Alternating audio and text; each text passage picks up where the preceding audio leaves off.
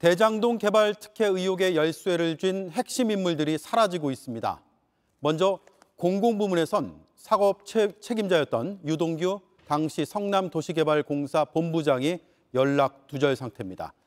민간 부문에선 남모 변호사가 가족과 미국 샌디에이고로 출국했습니다. 화천대유의 관계사, 천화동인 4호의 소유주입니다. 1,000억 원 정도의 배당금을 가져간 인물로도 알려져 있습니다. 의혹 규명엔 꼭 필요한 인물들이 잠적한 겁니다. 이런 가운데 JTBC는 또 다른 법조계 거물이 고문 업무를 맡은 사실도 추가로 확인했습니다. 바로 검찰총장을 지내고 퇴직한 김수남 변호사입니다. 이 내용은 잠시 뒤 전해드리겠습니다. 먼저 사라진 인물들을 정혜성 기자가 보도합니다. 자본금 3억 5천만 원인 화천대유와 관계사 7개가 받은 배당금은 약 4천억 원. 지분은 7%입니다. 5개 필지를 단독 계약으로 가져가면서 최소 2천억 원 넘는 수익도 따로 얻었습니다. 성남도시개발공사는 1개 필지만 가져가서 약 1,800억 수익을 챙겼습니다. 이 지사 측은 여기에 터널과 공원건설 기부 체납까지 합해 5천억 원 넘게 환수했다고 주장합니다. 당시 공공부문 책임자는 유동규 전 성남도시개발공사 본부장입니다. 사업 설계 당시 민간업체가 과도한 개발 이익을 가져갈 수 있다는 실무진의 의견이 있었지만 묵살했다는 의혹이 제기된 상황. 개발이 있고 싶어, 소지고 싶어. 그게 맞다고 보는데 상식이잖아요. 그게. 일반 사기업도 아니고 공공기업의 이익에 반하는 현대업의 도장을 잘 찍었을까?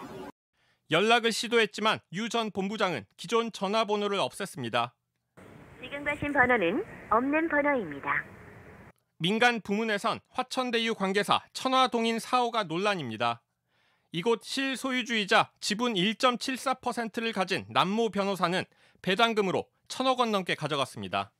그런데 남 변호사는 2009년 특정 업체의 대장동 개발권을 달라며 정치권에 로비한 혐의로 구속됐다 풀려난 전력이 있습니다. 이재명 지사가 자신이 일격을 가한 부패 세력이라고 지목한 인물 가운데 한 명입니다. 천화동인 4호 사무실로 쓰였던 곳은 비었고 이전한 사무실도 직원은 없습니다. 경비실을 호출합니다. 응답이 없습니다.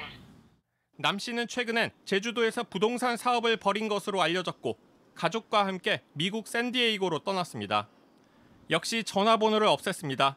사용하던 트위터 등 SNS도 모두 삭제했습니다. 부인은 다니던 회사에서 지난 16일 퇴사했습니다. 해외 로밍 중인 고객에게 고객께서 전화를 받을 수 없습니다.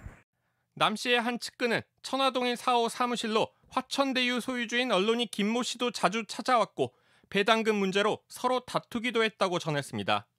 대장동 특혜 개발 의혹을 밝힐 주요 인물들이 모두 잠적하면서 관련 수사가 시작될 경우 차질이 불가피한 상황입니다. JTBC 정혜성입니다.